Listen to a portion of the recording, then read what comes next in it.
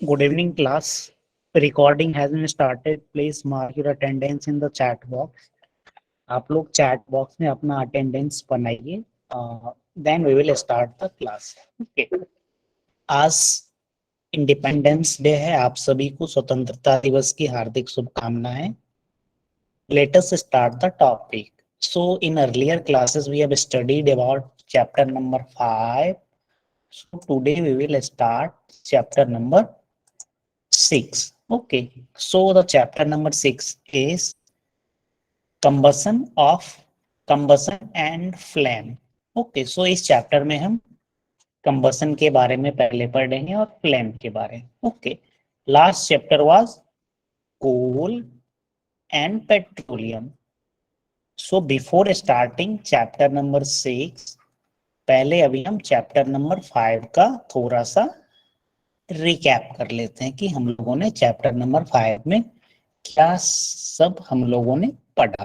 Right.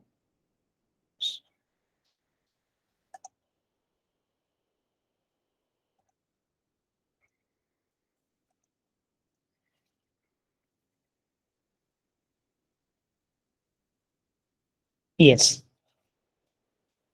So let us recap chapter number 5, which is coal and petroleum. ये आपका chapter number 5 था, कोल and petroleum. हमने कोल and petroleum में सबसे पहले पढ़ा रिसोर्सेज के बारे में. There are two type of resources, inexhaustible and second one is exhaustible. Exhaustible resources हम उसे कहते हैं जो कि आने वाले समय में खत्म हो जाएगी, जैसे coal and petroleum. These are example of exhaustible natural resources. But कुछ ऐसी resources हैं जो कि कभी खत्म नहीं होगी, उसे हम बोलते हैं inexhaustible natural resources. And the example of inexhaustible natural resources is water, air, sunlight. Okay, जैसे हम सोलर पैनल से बिजली प्रोड्यूस करते हैं. ओके, हाइड्रो इलेक्ट्रिक डैम रहती है. ओके, पवन चक्की से हम, विंड मिल से हम इलेक्ट्रिसिटी प्रोड्यूस करते हैं. Okay, so these are example of inexhaustible natural resources. Right. After that we have studied about some resources. तो सबसे पहले हमने कोल के बारे में पढ़ा.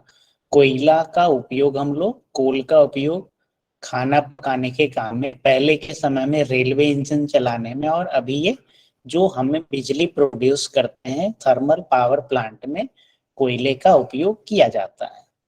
After that we have studied about how coal is form. तो हमने देखा कि 300 मिलियन ईयर एगो हमारे अर्थ पे बहुत ही घने फॉरेस्ट थे. Okay, due to some natural event वो धीरे धीरे सॉइल के अंदर में दबे गए. और ओके, और उसके ऊपर में एक सॉइल की लेयर आती गई. ओके, तो इसके कारण से वो जो वेजिटेशन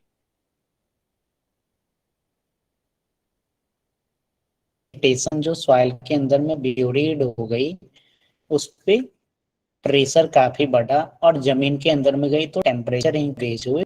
तो वो फाइनली हमें क्या प्रोडक्ट मिला? coal. Okay, and the slow process of conversion of dead vegetation into coal is called carbonisation. आपसे पूछा जाएगा कि कार्बोनाइजेशन क्या है, तो आप बताओगे जो डेड वेजिटेशन है, मीन्स ये हमारा जो फॉरेस्ट था, यहाँ पे आप ये जो फॉरेस्ट देख रहे हो, ओके, ये फॉरेस्ट जमीन के अंदर में दब गई, ब्यूरीड हो गई, तो इसे हम बोलेंगे डेड वेजिटेशन. राइट. और इसका कन्वर्जन किसमें? कोल में. इस प्रोसेस को हम बोलते हैं carbonization. Right. Now let us move. Coal को जब हम एयर में हीट करते हैं तो हमें कार्बन डाइऑक्साइड मिलती है. And the next chapter is all about the combustion and fuel. Okay, हमारा chapter number 6 combustion and flame के बारे में हमें चैप्टर नंबर 6 में पढ़ना है. Right. After that we have studied about coke. कोल एक प्रकार होता है. ओके, जब हम कोल को क्या करते हैं, एयर की एब्सेंस में हीट करते हैं, तो जो प्रोडक्ट मिलती है उसे हम कोक बोलते हैं. इसका उपयोग बेसिकली स्टील की मैन्युफैक्चरिंग में किया जाता है, right, since it is almost pure form of carbon, that's why it is used in the manufacture of steel. After that we have discussed about coal tar. हमने coal tar के बारे में discuss किया, जो कि बेसिकली कंस्ट्रक्शन ऑफ रोड में आप देखे होंगे। कोल गैस, जब हम कोल को क्या करते हैं, कोक बनाते हैं, तो एक गैस रिलीज होती है, that is called as coal gas. पहले के समय में ये स्ट्रीट लाइट जलाने के लिए इसका उपयोग किया जाता था। पेट्रोलियम, ओके, सो जो भी आप पेट्रोल और डीजल देखते हो वो एक नेचुरल रिसोर्सेज से ऑब्टेंड की जाती है, उसे हम बोलते हैं petroleum. Okay, so petroleum is made up of two words, petro and oleum. Petro stand for rock and oleum means oil, right? So petroleum कैसे बनती है, तो इससे पहले हम लोगों ने कोल का फॉर्मेशन के बारे में देखा। इन अ सिमिलर फैशन, जब सी में बहुत सारे ऑर्गेनिज्म होते हैं, वो कभी ना कभी डाई होते हैं, ओके, मरने के बाद उनके ऊपर क्या होती है, सैंड और क्ले की एक लेयर कवर्ड हो जाती है, and after millions of year due to absence of air, high pressure and high temperature, these convert into petroleum and natural gases. यहाँ पे दो प्रोडक्ट बनती है, the first product is petroleum and the second product is natural gases. So one by one we will study about petroleum and natural gases. Okay, तो basically petroleum जब हम जमीन के अंदर से निकालते हैं तो उसे हम पेट्रोलियम बोलते हैं, या आप इसे क्रूड ऑयल, कच्चा तेल भी बोल सकते हो। ओके, ये काफी मीन्स इसकी स्मेल बहुत ही गंदी होती है। ओके, जब आप बिल्कुल क्रूड ऑयल कहीं रिफाइनरी में देखोगे तो वो बहुत ही मीन्स उसका स्मेल अच्छा नहीं रहता है, राइट। सो पेट्रोलियम को जब हम रिफाइन करते हैं तो हमें बहुत सारी प्रोडक्ट मिलती है, जैसे पेट्रोल मिलती है, डीजल मिलती है, lubricating oil, paraffin, wax, and many more, right? So the process of separating the various constituent fraction of petroleum is known as refining. Petroleum से अलग अलग कॉन्स्टिट्यूएंट अलग करते हैं, जैसे पेट्रोल, ये पेट्रोलियम को रिफाइन करके अलग किया गया, डीजल पेट्रोलियम को रिफाइन करके अलग किया जाता है, राइट। सो इस प्रोसेस को हम क्या बोलते हैं, this process is called as refining. After that it comes natural gases. So natural gases, यहाँ पे हम लोगों ने एडवांटेज पढ़ा, पाइपलाइन से ट्रांसफर की जाती है, जिसकी वजह से it is easy to transport, stored under high pressure, ये मैंने आपको बताया था, right. And CNG and LPG are example of natural gases. इसके अलावा हमारा आखिरी टॉपिक था कि कुछ ऐसे हमारी नेचुरल रिसोर्सेज जिसे हम लोगों ने एग्जॉस्टेबल नेचुरल रिसोर्सेज बोला, दैट इज लिमिटेड, मीन्स कुछ ईयर्स के बाद, 50 ईयर्स, 100 ईयर्स के बाद वो काफी सीमित मात्रा में रह जाएगी या खत्म हो जाएगी, राइट। तो पहला ये डिसएडवांटेज हुआ कि that these natural resources are exhaustible. Second one is, जो हमने देखा जैसे कोल को हम बर्न करते हैं तो कार्बन डाइऑक्साइड रिलीज होती है, सिमिलरली पेट्रोल और डीजल से भी पॉल्यूशन होती है, and that causes air pollution. And the third concern is global warming. Okay, तो मैंने आपको ग्लोबल वार्मिंग के बारे में इंटरनेट पे पढ़ने के लिए बोला था।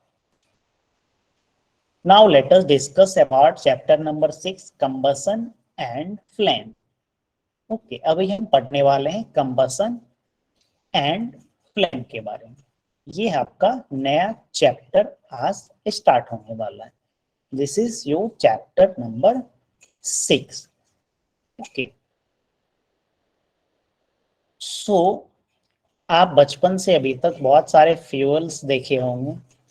जब गांव में आप जाते होंगे तो काउ डंग, ओके, गाय के गोबर से एक फ्यूल बनाते हैं गांव के लोग, या बायोगैस प्लांट में जहाँ पे काउ डंग का यूज किया जाता है गैस को प्रोड्यूस करने के लिए।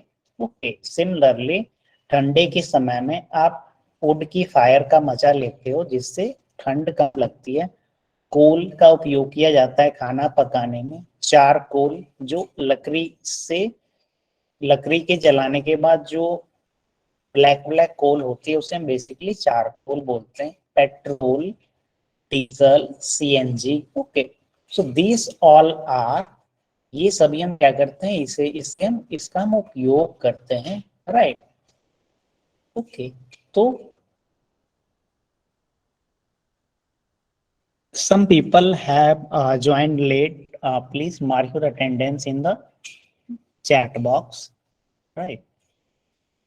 जो लोग लेट ज्वाइन हुए हैं आप अपना अटेंडेंस चैट बॉक्स में बना दीजिए। ओके, सो ये सभी फ्यूल्स का इस्तेमाल हम लोग या तो घर में करते हैं या इंडस्ट्री में करते हैं, राइट। सो ये किसका एग्जांपल है? These are the example of some fuels. Okay, ये बहुत सारे फ्यूल होती है, उसकी कुछ एग्जांपल्स मैंने यहाँ पे आपको दिया। जैसे आप ऐड कर सकते हो एलपीजी को, भी आप ऐड कर सकते हो, राइट, जिससे हम घर में खाना बनाते हैं। कंप्रेस्ड नेचुरल गैस, बसें चलती है, ऑटो रिक्शा चलती है। डीजल से आपकी कार चलती है, पेट्रोल से बाइक चलती है। चारकोल कपड़े की प्रेस करने के आयरन में यूज किया जाता है। कोल से खाना बनाई जाती है। थर्मल पावर प्लांट में इस्तेमाल होता है। ओके, वुड का इस्तेमाल आप खाना बनाने में करते हैं। ओके, काव डंग का दो उपयोग है। गांव घर में लोग काव डंग का एक स्पेशल फ्यूल बनाते हैं। और या इंडस्ट्री के तौर पे अगर हम इसे देखें तो बायोगैस पावर प्लांट आप पढ़े होंगे। ओके, या गोबर गैस से हिंदी में कहते हैं। So cow dung, this is also an example of fuel. So ये जो फ्यूल होती है ये क्या करती है? बर्न होती है, राइट। ये क्या होती है? बर्न होती है। तो इसे हम साइंस के टर्म में समझने की कोशिश करते हैं। So a chemical process in which a substance react with oxygen to give off heat is called combustion. Okay, तो बेसिकली ये बर्न कर रही है। जैसे आप वुड में फायर लगाते हो तो वो क्या करती है? बर्न होती है और हमें क्या मिलती है? हीट मिलती है। ओके, अगर हम खाना पका रहे हैं तो हमें क्या चाहिए? हमें क्या चाहिए? हीट चाहिए। ओके, ताकि हमारी रोटी पक सके, वेजिटेबल जो बना रहे हैं वो पक सके। ओके, सो ये जितने भी फ्यूल्स आप यहाँ पे देख रहे हो, राइट, यहाँ पे आप जितने भी फ्यूल्स आप देख रहे हो, सारे फ्यूल्स को जब हम बर्न करते हैं, ओके, मीन्स यहाँ पे एक केमिकल रिएक्शन होती है, राइट, केमिकल रिएक्शन होती है जिसमें ये जितने भी सब्सटेंस आप देख रहे हो ये ऑक्सीजन से रिएक्ट करती है। ओके, और हमें क्या मिलता है? हीट मिलता है। Okay, so this process is called combustion. इस प्रोसेस को हम बोलते हैं कंबसन। नीचे में यहाँ पे डिफिनेशन भी लिखा गया है। A chemical process in which a substance react with oxygen, okay, to give off heat is called combustion. Okay, जैसे यहाँ पे आप देख रहे हैं ये अ सब्सटेंस, तो यहाँ पे इतने सारे सब्सटेंस हैं, रिएक्ट विथ ऑक्सीजन, ये सारे सब्सटेंस ऑक्सीजन से रिएक्ट हो रही है और हमें क्या मिल रही है? हीट मिल रही है। ओके, तो इस प्रोसेस को हम बोलते हैं कंबसन, राइट। इस प्रोसेस को हम बोलते हैं कंबसन। और आपका चैप्टर का भी नाम है combustion and flames, right, combustion and flame. तो अभी हम पढ़ रहे हैं कंबसन के बारे में। Okay, now the second term is fuel. अभी हम फ्यूल के बारे में यहाँ पे डिफिनीशन की मदद से समझने की कोशिश करते हैं। The substance that undergoes combustion is said to be combustible and it is also called as fuel। तो वैसी सब्सटेंस जो कंबसन में जाती है उसे हम बोलते हैं फ्यूल। जैसे आप यहाँ पे देख रहे हो, ये जितने भी सब्सटेंस आप यहाँ पे देख रहे हो, यही सब्सटेंस का यहाँ पे कंबसन हो रहा है। ओके, ये सारे सब्सटेंस ऑक्सीजन की प्रेजेंट में जब आप इसे इसमें का पार्टिकुलर टेम्परेचर दोगे, जो कि हम आगे हम पढ़ने वाले हैं। ओके, तो ये सारी सब्सटेंसेस आपको क्या देने वाली है? हीट। तो जो सब्सटेंस कंबसन में जाती है उसे हम बोलते हैं फ्यूल। ओके, सो अभी तक हम लोगों ने दो टर्म के बारे में समझा। The first one is combustion and second one is fuel, right? So now let us move to the next topic. अब हम यहाँ पे कुछ एक्टिविटीज करने का प्रयास करते हैं। सो होप आपको ये अच्छे से दिख रहा होगा। अगर नहीं दिख रहा होगा तो मैं आपके बुक में चलता हूँ।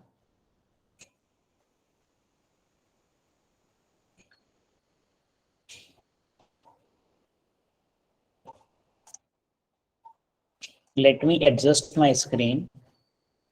Yes, hope now it is visible to you properly. Yes, तो आपने क्या किया? घर पे कुछ मटेरियल आपने कलेक्ट किया। You have collected some material, like you have collected some wood, paper, iron nails, kerosene oil, stone. Okay, ये सारे मटेरियल्स आपने कलेक्ट किया। Okay, just wait for 1 minute, let me switch my network. Okay, मुझे ऐसा लग रहा है मेरा स्क्रीन थोड़ा सा डिले हो रही है।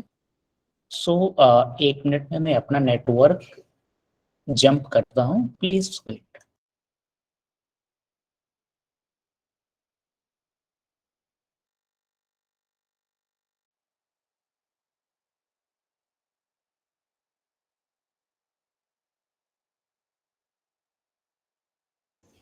Hope my voice is audible to you clearly. Raj, यहाँ पे आपने can you explain what you said now the previous page? आपने क्या बोला?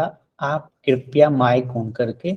Okay, no need. ओके, अगर आपने चैप्टर नंबर 5 के बारे में पूछा होगा तो उसकी वीडियोस पुराने क्लासेस की यूट्यूब पे आपको मिल जाएगी, तो आप वहां से समझ सकते हो। ओके, उससे बेहतर होगा जो चैप्टर हम लोग पढ़ लेते हैं वो एक बार आप खुद से रीडिंग कर लिया करो। Okay okay. हाँ, चूंकि जैसे हम नए टॉपिक जब हम स्टार्ट करते हैं, तो जैसे फॉर एग्जांपल मैंने कुछ बोला, तो ऐसा हो सकता है कि आपको स्टार्टिंग में जैसे combustion.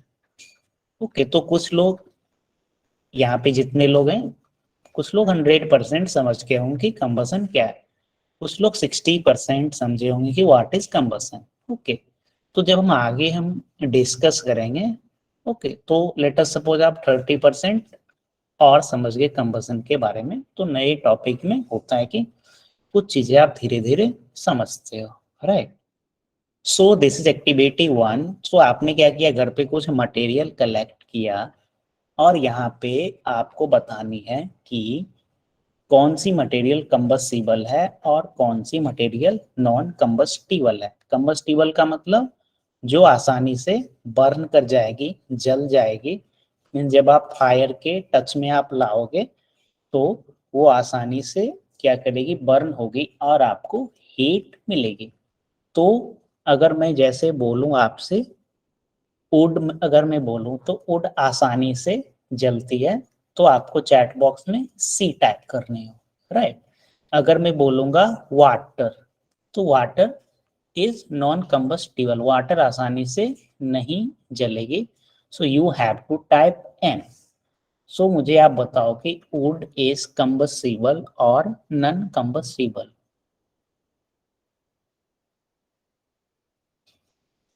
So wood is, there are NCCC. So wood is combustible. Okay, आपके घर में या जब आप छोटे होंगे, गांव में हो रहते होंगे, या नहीं तो ठंड के समय में आप वुड को बर्न करके आप आग के पास आप बैठते हो। ओके, जिसे हम इंग्लिश में बोन फायर भी बोलते हैं। So wood is combustible. Paper, now tell me what paper. So paper is also combustible. Now let us tell about iron nail. Iron nail में क्या आसानी से आग लगेगी? So it is non combustible. Now tell me about kerosene oil. kerosene oil, very good, it is combustible. Very good. Stone paste. Stone paste is non combustible. Straw, straw क्या आप जानते हैं? बेसिकली जैसे हमारी पैडी फील्ड होती है, हम लोगों ने चैप्टर नंबर 1 में पढ़ा, पैडी मीन्स राइस की फील्ड। तो जब हम राइस को कट करते हैं तो उससे मीन्स ग्रेन को अलग कर लिया जाता है, और जो रिमेनिंग जो पार्ट बचती है उसे हम स्ट्रॉ बोलते हैं। Okay, so this is called as straw, so it is combustible. Okay, इसके अलावा स्ट्रॉ जैसे कोल्ड ड्रिंक्स पीने के लिए जो पाइप का इस्तेमाल किया जाता है, राइट, तो उसे भी स्ट्रॉ बोली जाती है। Charcoal, okay, charcoal is also combustible. And now you have to tell match stick. Match stick is very good. And last one is glass, which is non combustible. सो यहाँ पे रुतबी का कुछ क्वेश्चंस हैं, आप माइक ऑन करके आप अपने questions पूछ सकते हैं। Let me turn on your mic, please ask your question. आपकी आवाज अच्छे से नहीं आ पा रही है। Yes Sir, now it is coming. हाँ, आपकी आवाज अब आ रही है। Now it's Audible. Sir, charcoal is non-combustible because when we burn wood, from that we get charcoal, so it's non-combustible. It's already burned. ए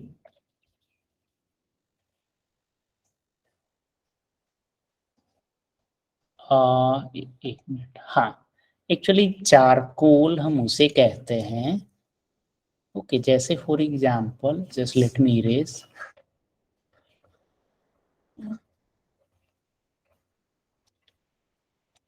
जब आप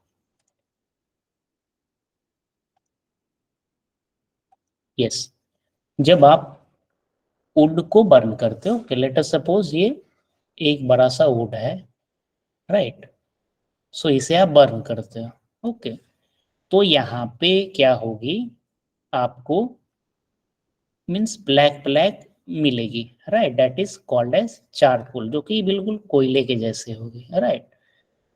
इसके अलावा व्हाइट व्हाइट जो डस्ट मिलेगा उसे आप छोड़ दें, तो इसे हम बोलते हैं चारकोल, राइट, इसे हम बोलते हैं चारकोल। जैसे जो फ्रेश वुड जो होती है उसके जलने के बाद जो हमें मिलती है उसे हम बोलते हैं charcoal. So it is combustible. Okay, अगर मैं गलत हूँ मीन्स आप कंफर्मेशन के लिए आप इंटरनेट पे क्लास के बाद चारकोल के बारे में ढूंढिएगा, right.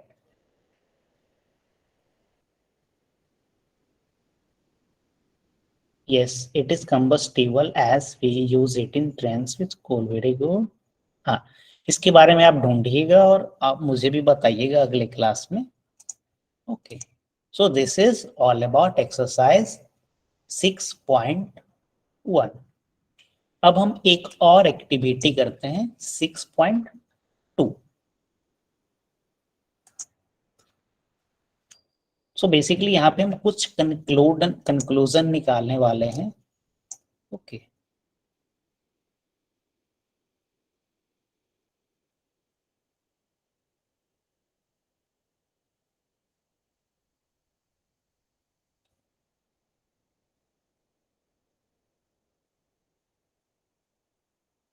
Yes, so this is activity 6.2। सबसे पहले यहाँ पे आपको क्वेश्चन दिया गया है, वो मेरा स्क्रीन आपको अच्छे से दिख रहा होगा।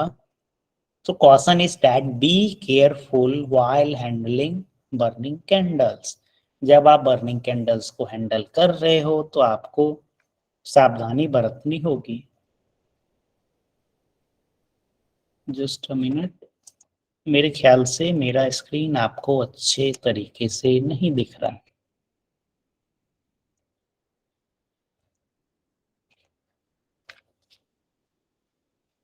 सॉरी।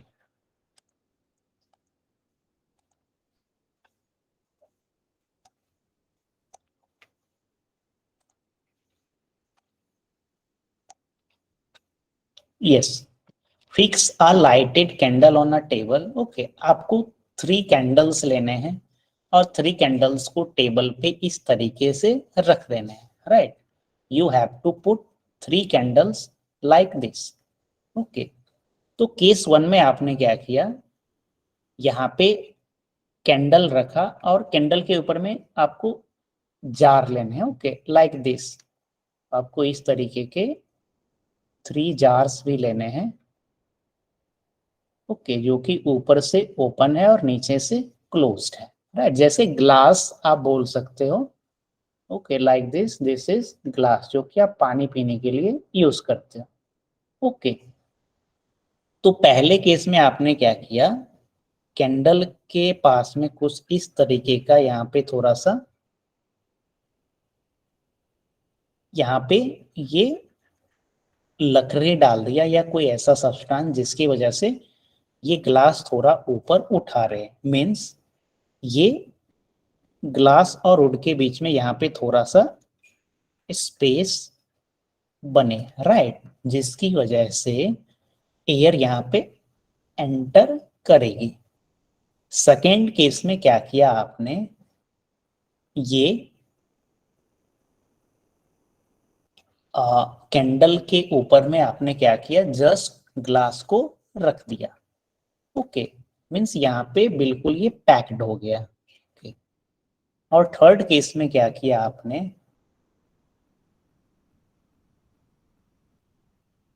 यहाँ पे थर्ड केस के बारे में देखते हैं। जस्ट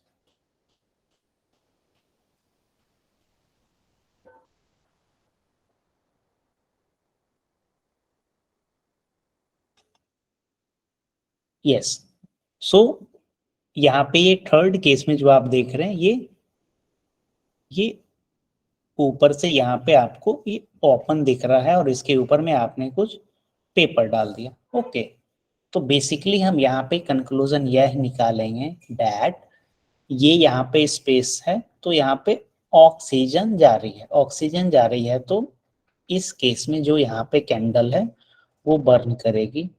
सेकेंड केस में जब आप यहाँ पे ये डालोगे तो यहाँ पे ऑक्सीजन नहीं जा रही है तो ये क्या हो जाएगी, बर्न नहीं करेगी। Similarly in third case it will not burn. Okay, तो केस बी एंड केस सी में थोड़ा सा डिफरेंस है। ओके, सो वो डिफरेंस अभी हम पढ़ने की कोशिश करते हैं।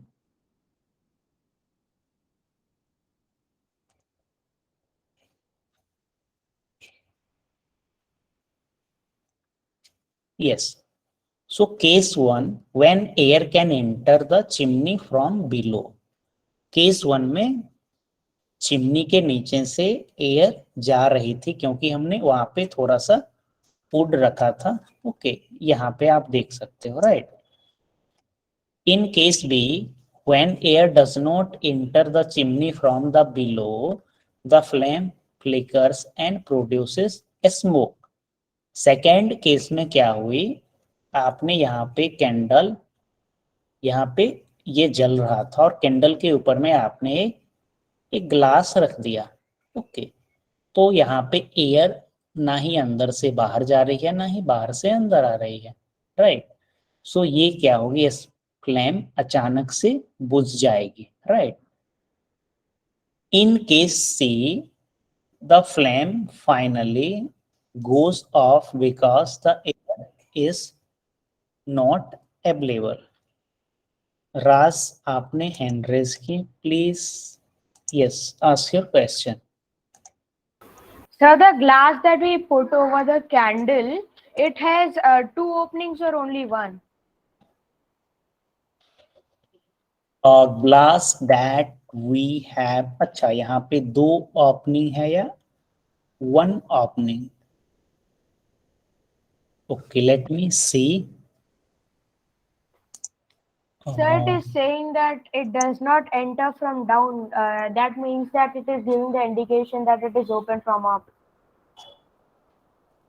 बेसिकली केस 2 में आप क्या देख रहे हो, ये फ्लेम क्या हो गई, एक्सटिंग्विश हो गई। इसका मतलब कि ऊपर वाला जो पार्ट है that it is totally covered, और ये नीचे से यहाँ पे पैक्ड हो गई, जिसकी वजह से ऑक्सीजन का सप्लाई यहाँ पे बंद हो गया, राइट।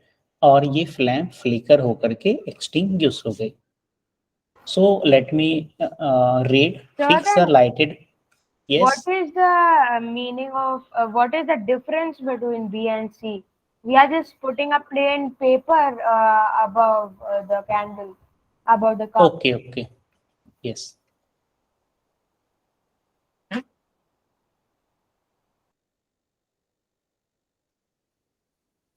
Yes. बेसिकली यहाँ पे हम ये एक्टिविटी 6.2 में यह समझने वाले हैं that what is the pattern of flame, okay, in the presence of oxygen, in the absence of oxygen, right. तो यहाँ पे हम पूरे एक्टिविटीज को फिर से पढ़ने की कोशिश करते हैं and again we will discuss this, right? So this activity says that fix a lighted candle on a table, put a glass chimney over the candle and rest it on a few wooden blocks in such a way that air can enter the chimney, right? So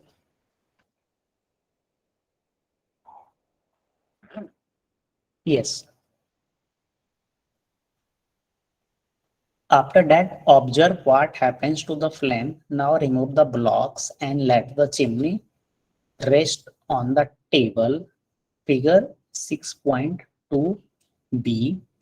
Again, observe the flame. Finally, put a glass plate over the chimney. Figure 6.2c. Watch the flame again. What happens in the three cases? Does the flame flicker off? Does it flicker and give a smoke? हाँ, तो यहाँ पे this is chimney. तो जब यहाँ पे chimney word आया तो चिमनी क्या होती है? चिमनी इज लाइक दिस, नीचे से भी ओपन और ऊपर से भी ओपन। तो मैं आपको यहाँ पे व्हाइट बोर्ड पे बताने की कोशिश करता हूँ। केस 1 में आपने क्या किया, जस्ट वेट। सबसे पहले आपने क्या किया, केस 1 में आपने एक कैंडल लिया, राइट। ये कैंडल यहाँ पे जल रही है, राइट, और this candle is resting on a wooden table, okay. After that आपने क्या किया, एक यहाँ पे एक चिमनी डाल दिया, जो कि चिमनी नीचे से भी ओपन है और ऊपर से भी क्या है, ओपन है, राइट। This is case 1। और यहाँ पे ये जार डालने से पहले आपने एक यहाँ पे कुछ वुड का डाल दिया, ताकि ये वुड की प्लेट से यहाँ पे कुछ स्पेस बना रहे, right. There should be some space, okay.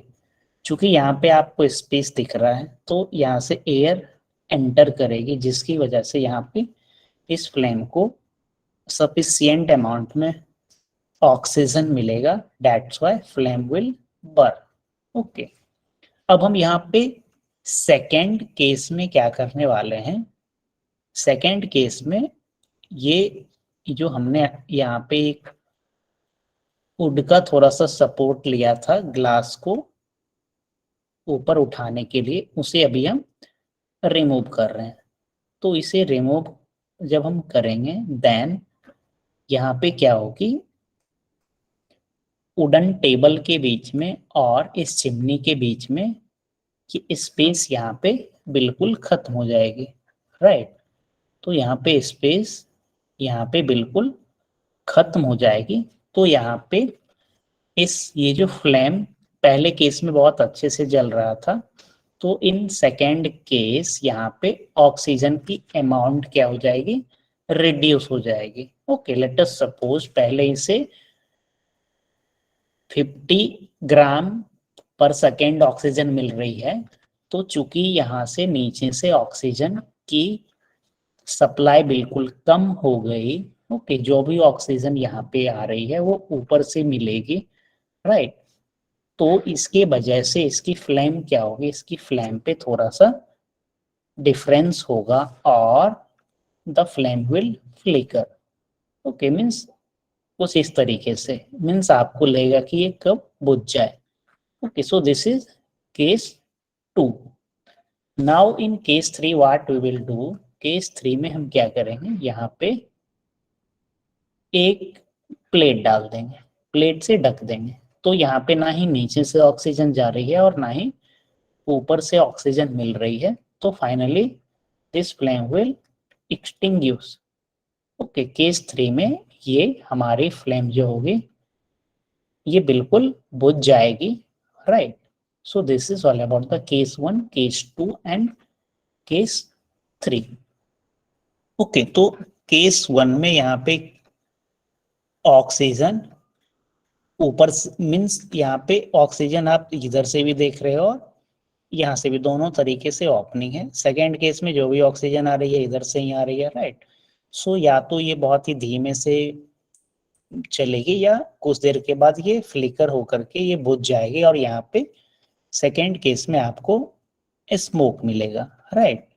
So but and in third case यहाँ पे ये आपने क्या किया, एक प्लेट से कवर कर दिया, तो ऑक्सीजन बिल्कुल मिल ही नहीं रही है, that's why the flame will completely extinguish. Okay, तो ये हम कुछ इसका डेली लाइफ में इसका हम एग्जांपल देखते होंगे। जब आपके घर में खाना बन रहा होगा, ओके, गैस स्टोव पे, या अगर आपने बचपन में वुड की जो चूल्हा होती है वो अगर आपने देखा होगा, तो कभी आप देखते होगे गैस स्टोव पे many of the times you see blue flame, sometimes you can see blue with yellow flame। Okay, आप येलो फ्लेम भी आप देखते होंगे। ओके, सिमिलरली वुड के केस में भी होता है। सो ब्लू फ्लेम का मतलब क्या हुआ, जो भी गैसेस निकल रही है वो बिल्कुल कंप्लीटली बर्न हो रही है। Okay, the gas Burns completely. Okay, but yellow flame होने का मतलब वो वहां पे बिल्कुल कंप्लीट बर्न नहीं हो रहा है। ओके, इसके बहुत सारे कारण हो सकते हैं एंड एक कारण यह भी हो सकता है कि सफिशिएंट अमाउंट में ऑक्सीजन दैट इज O2 नहीं मिलने के कारण से फ्लेम की जो स्ट्रेंथ है वो क्या हो गई, कम हो गई, मीन्स ब्लू से येलो हो गए। इसके और भी हमारे डेली लाइफ में बहुत सारे एग्जाम्पल्स हो सकते हैं, right. So let us move to the activity 6.3. So activity 6.3 says place a burning wood or charcoal on an iron plate or tawa, cover it with glass jar or a tumbler or a transparent plastic jar. Observe what happens. Does charcoal stop burning after some time? Can you think of the reason why it stopped burning? तो यहाँ पे आपको एक activity दिया गया है। Okay, इस activity में यह बताया गया है दैट आपके घर में रोटी बन रही है। Okay, so let us suppose this is तावा। ओके, आपने क्या किया, एक एक चारकोल लिया, ये चारकोल क्या हो रही है, बर्न हो रही है, राइट। ये चारकोल बर्न हो रही है, इस चारकोल को आपने क्या किया, उठा करके इस तवे पे डाल दिया, right, and it is burning. Okay, इसके बाद आपने क्या किया, एक ग्लास लेकर के इसे ढक दिया। ओके, इस चारकोल को आपने ग्लास से ढक दिया। Okay, so cover it with a glass jar और a tumbler. Okay, means basically glass jar से इसीलिए यहाँ पे कवर करने के लिए बताया गया, क्योंकि आप बाहर से देख सको। तो ये जो चारकोल बर्न कर रही थी, क्या ये बर्न करेगी क्या, और इट विल एक्सटिंग्विश। ओके, तो बेसिकली अब यहाँ पे इस चारकोल को अब ऑक्सीजन मिलना बंद हो गया। ओके, ऑक्सीजन मिलना बंद हो गया, तो ये चारकोल क्या होगी, बर्न करना ये बंद कर जाएगी। ओके, मीन्स किसी भी फ्यूल को, कोई भी फ्यूल को कंबसन करने के लिए ऑक्सीजन चाहिए। ओके, किसी फ्यूल को कंबसन करने के लिए ऑक्सीजन चाहिए। इसका हम एक एग्जाम्पल अगले स्लाइड में देखते हैं। यहाँ पे आप देख रहे हो, blanket wrapped around a person whose clothes caught fire। Okay, तो अनफॉर्चुनेटली किसी व्यक्ति के बॉडी में फायर कैसेस हो गई है, राइट। तो यहाँ पे आप देख रहे हो, इसके बॉडी के चारों ओर क्लॉथ को लपेटा गया है, राइट। तो ऐसा क्यों है, तो ये हम समझने की कोशिश करते हैं। जब हम लोग आर्टिफिशियल और नेचुरल फाइबर के बारे में पढ़ रहे थे, तो वहाँ पे एक टॉपिक आया था डैट, कि जब हम किचन में काम कर रहे होते हैं तो हमें कॉटन वगैरह की क्लॉथ पहननी चाहिए। ओके, पॉलिस्टर की क्लॉथ नहीं पहननी चाहिए, क्योंकि पॉलिस्टर का आपने कैरेक्टरिस्टिक देखा कि जब वो बर्न करती होगी तो वो मेल्ट करती है। ओके, तो अगर पॉलिस्टर क्लॉथ में अगर फायर कैसेस करती है तो वो बर्न मेल्ट होकर के स्किन में वो चिपक जाती है। ओके, बट यहाँ पे कुछ अलग टॉपिक है, वो मैं आपको समझाने की कोशिश करता हूँ कि ये व्यक्ति की क्लॉथ्स में फायर कैसेस कर लिए, राइट। तो इन्हें ब्लैंकेट में रैप किया गया, लपेटा गया। ओके, तो इसे बेसिकली फायर से बचाने के लिए इन्हें ब्लैंकेट में रैप किया गया। तो यहाँ पे रीजन क्या है कि ब्लैंकेट में रैप करने के बाद क्या हुआ, लेट अस सपोज यहाँ से ऑक्सीजन की सप्लाई क्या हो गई, बंद हो गई। ओके, मीन्स ऑक्सीजन की सप्लाई क्या हो गई, बंद हो गई। तो फायर क्या हो जाएगी, फायर एक्सटिंग्विश हो जाएगी, right. Okay, means let us suppose पहले ब्लैंकेट नहीं था। ओके, पहले ब्लैंकेट नहीं था, तो लेट अस सपोज फायर यहाँ पे थी। अब आपने क्या किया, यहाँ पे ब्लैंकेट डाल दिया, तो क्या होगा, ऑक्सीजन तो मिल ही नहीं रही है, ऑक्सीजन नहीं मिलेगी तो फायर होगा ही नहीं, right. So due to absence in the supply of oxygen, finally the fire will extinguish। तो इसीलिए ऐसा कहा जाता है, जब मीन्स अनफॉर्चुनेटली किसी की बॉडी में कुछ फायर या कुछ इस तरीके की घटना हो जाए तो उन्हें ब्लैंकेट में रैप कर देना चाहिए। ओके, तो इस तरीके की चीजें होती है। या जब कोई घरेलू गैस सिलेंडर में कभी आग लगती है, ओके, ये लेट अस सपोज ये एलपीजी गैस सिलेंडर है। ओके, तो इसके ऊपर में भी ये ब्लैंकेट डाल दिया जाता है। ओके, ब्लैंकेट डालने से क्या होती है, फायर बुझ जाती है, सिर्फ यहाँ से इसकी गैस निकलती है। ओके, तो ये हार्मफुल मीन्स फ्लेम हार्मफुल है। अगर फ्लेम लगा रहेगा तो ऐसा हो सकता है कि सिलेंडर बर्स्ट कर जाए। ओके, तो ब्लैंकेट की मदद से इसकी फायर को कंट्रोल किया जाता है और फिर इसे रोका जाता है। ओके, सो मीन्स या अभी तक आपने यह समझा कि कंबसन करने के लिए फ्यूल को क्या चाहिए, ऑक्सीजन चाहिए। ऑक्सीजन को मैं हमेशा O2 लिख रहा हूँ। ओके, फ्यूल को कंबसन करने के लिए क्या चाहिए? ऑक्सीजन की सप्लाई चाहिए। This is activity 6.4। 6.4 एक्टिविटी हम देखते हैं। आपने क्या किया?